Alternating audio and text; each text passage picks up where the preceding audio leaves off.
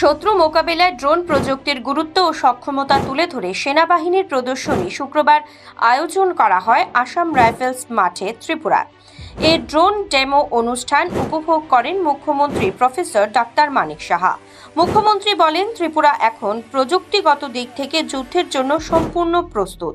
শত্রুর বিরুদ্ধে লড়াই 1 সেকেন্ডের জন্য পিছুপা হওয়া হবে না। কেন্দ্রীয় সরকারের নির্দেশ অনুযায়ী দেশের সীমান্ত এলাকায় নিরাপত্তার জন্য ড্রোন প্রযুক্তি ব্যবহারে জোর দেওয়া হচ্ছে।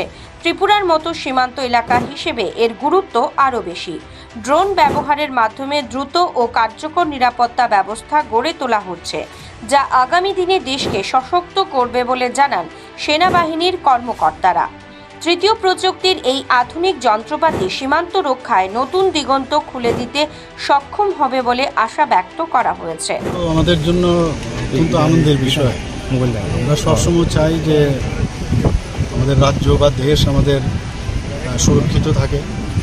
মাননীয় প্রধানমন্ত্রীজি এবং আমাদের মাননীয় গৃহমন্ত্রীজি, আমাদের মাননীয় ডিফেন্স মিনিস্টার সাহেব, ওরা সবসময় বলছে যে ভারতবর্ষ এখন সুরক্ষিত আছে, আর তার প্রমাণ আমাদের অপারেশন সিন্দুরের কিন্তু দেখিয়ে দিয়েছে যে 24 থেকে 25 মিনিটের মধ্যে যেখানে এই টেররিস্টদের ঘাঁটি 11টার মতো ঘাঁটি ছিল, সম্পূর্ণভাবে ধ্বংস করে দেয়। আমাদের রাজ্যেও আমরা এইরকম একটা আমাদের যে এরিয়াতে সুরক্ষিত থাকে তার জন্য আমি খবর পেয়েছিলাম। তো আসাম রাইফেলস গ্রাউন্ডে আজকে আমাকে বলা হয়েছে কেন আসার জন্য।